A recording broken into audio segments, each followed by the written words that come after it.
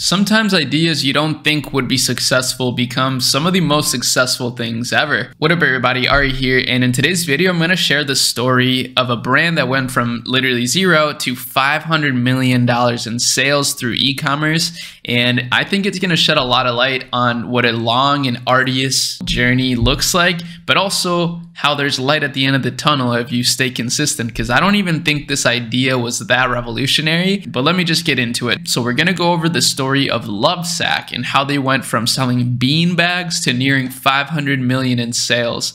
Now, if you don't know who LoveSac is, I'll show you real quick. It's a home brand, but what they specifically make is couches and bean bags. They used to only sell these bean bags, but now they've expanded their product line pretty big. And as you see here from their traffic distribution, they're driving over 1 million monthly visitors to their site. But they're actually a public company now, so we can genuinely check their revenue. And in their last quarter, they had a 44% increase in revenue, which was 148 million. That's pretty dang good. So I just wanted to mention that quick because a lot of you guys don't believe me when I mention these numbers, but SimilarWeb, I'm telling you, it almost always under collects data. So like it shows only 1 million monthly visitors, right? Yet in the last quarter, so in these last 3 months, for example, even though they only got like 5 million visitors, they did over 140 million in revenue. Numbers don't lie, guys. So that's all I gotta say. So I'm gonna quickly read this to you and pick apart this story. So despite waning demand for home goods, LoveSac has been able to hold onto its sales momentum. The only furniture brand known for its Sactional couches and sack, meaning bag chairs, grew its net sales by over 55% in 2021 to 498 million. While its comparable sales grew by 46% year over year, the brand's net income for the year also increased by over 200% to 45.9 million. But how did a brand that started out selling beanbag-like products become so successful? That's a good question. Humble beginnings. Sean Nelson, LoveSac's founder and CEO, created the first LoveSac product, an 8-foot wide beanbag-like product, in his parents' basement in 1995. Wow. He started out just producing the sacks for his friends, but within a few years, he and his business partner, David Underwood, were taking orders from a major retailer. It was the tiniest little company and we pretended to be something bigger than we were, Nelson said. We got this big order for 12,000 units. That order from the retailer, limited to, forced LoveSac to create its own factory and take its business to the next level. The company, which was strapped for cash, ended up using farming equipment to shred the materials needed to stuff its product. Wow, that's pretty resourceful. Nelson quickly realized the brand needed stores to support the growing demand for its products, so LoveSac set out on a brick-and-mortar expansion after opening its first location in 2001. It's been just putting one foot in front of the other for a very long time to get to where we are. That is beautiful. I love that because that's a personal philosophy that I've had for the past few years, but I've only really been at it for these past few years, so I don't have that long of a time frame to compare. So these are terms of endearment to me, basically.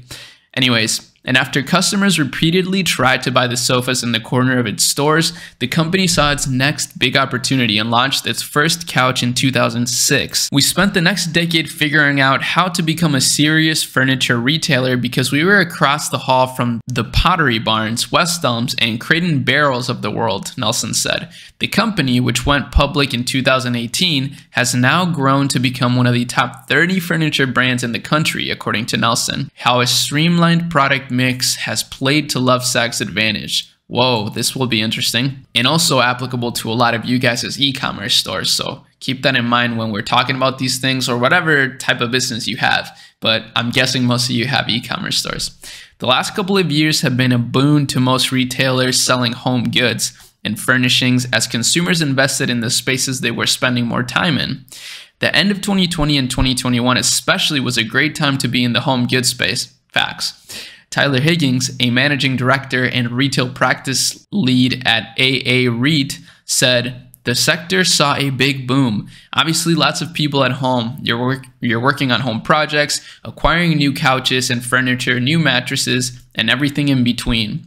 But demand has begun to ease from the early days of the pandemic, sending sales down for several home retailers, including other DTC brands like Wayfair. We're coming to a point where a lot of that has plateaued or even reverted back a little bit," Higgins said.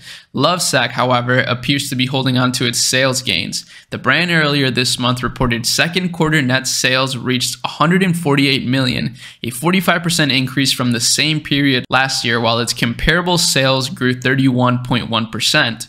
Part of LoveSac's advantage over other digitally native brands is its extensive store base. While the company in 2016 pivoted to a showroom model where store patrons are directed online to complete purchases, that's interesting to note, sales from that channel, which also included kiosk and mobile concierges, increased 47% year over year in the second quarter. The company ended its second quarter with 174 showrooms, which has helped LoveSac extend its reach and acquire new customers. That's a huge footprint for any direct-to-consumer brand to have these showrooms, Higgins said. They're able to have a pretty wide range, which differentiates them from the Wayfairs of the world. That's actually a really good idea. I think showrooms will be the future when it comes to direct-to-consumer brands, especially for high-ticket products. Instead of having a store filled with stock, right? Just keep the stock in a warehouse and hire salespeople to work the store and show people your products, display them in malls and stuff like that. That's a really good idea. Before I continue, I do want to say, even though the revenue is up, their net income is down a pretty big percentage. So that means their profit is going down,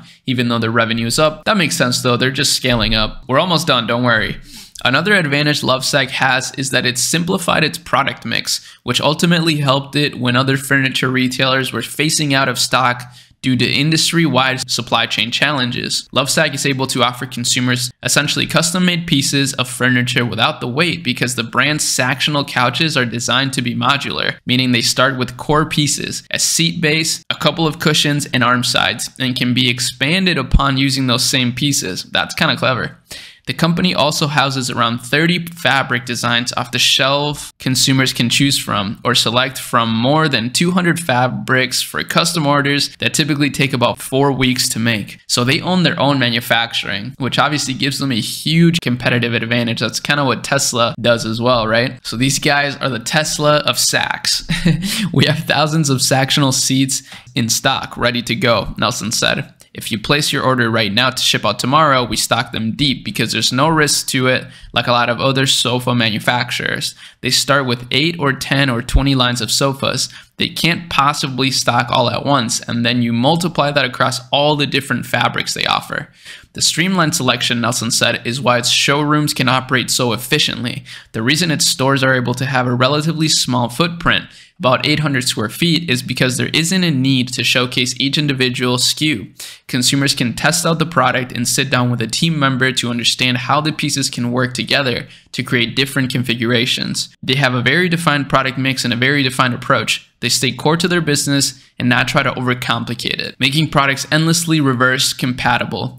As consumers feel the pressure of inflation and other economic uncertainty, many are beginning to pull back on discretionary spending. They have to contemplate where they spend their money, Nelson said, noting, however, that LoveSac remains relatively isolated from those effects due to the fact that it caters to a higher income shopper. LoveSac, which sells its sectional sofas for several $1,000s, sits in the homes of celebrities as well as NFL and NBA players, but generally targets those in the upper middle class, Nelson said. We're not bulletproof, but it's certainly a good portion of the market for us to be focused on, and thankfully, that's who we have the most appeal with. This is a really good thing to note right here. A lot of people are worried about recessions and the current market climate. This is something really interesting to take note of. Certain different income levels do see the recession a little bit differently, so consumer behavior is different in different markets. So that's something to keep in mind when starting your business. LoveSac's continued appeal also comes from the brand's commitment to develop new products marketed to both new and existing customers. They did not stop innovation, Sukitu Gandhi, a partner at Kearney, said. One of the big challenges that DTC brands have is you get a one-hit wonder product. That's pretty relatable in dropshipping. Brands will then push a lot of marketing spend towards customer acquisition. But unless brands grow and evolve with their consumer bases, consumers will ultimately move on to the next brand or product. Aside from making the initial pivot from focusing on its sacs to sectionals, LoveSac has also expanded into home audio equipment designed to be integrated within its products. LoveSac's products are endlessly reverse compatible with the new inventions we put out there, including the most complex stealth tech complete surround sound system, Nelson said. That value proposition is so standalone in the marketplace. That's why we're winning. Wow, what a good article. I feel like I got so many things from this. For example, just what he said, reverse compatibility is a huge value proposition for any business, clearly, and it's good for longevity. And even just a little tidbit about showrooms I thought was really interesting. And then obviously what we just talked about with the market opportunities in recessions and how they're not really gonna be too affected because of the target demographic that they reach. That's such valuable information. God, I love doing these videos. I feel like I learned so much from it, and I'm so lucky that I can share this knowledge with you guys. So with that said, let me know what you think about this video. Let me know your opinion on this. I always love to see you guys' comments. And yeah, if you like this, make sure you subscribe for more. But that's about it. I'll see you guys in the next video. Peace.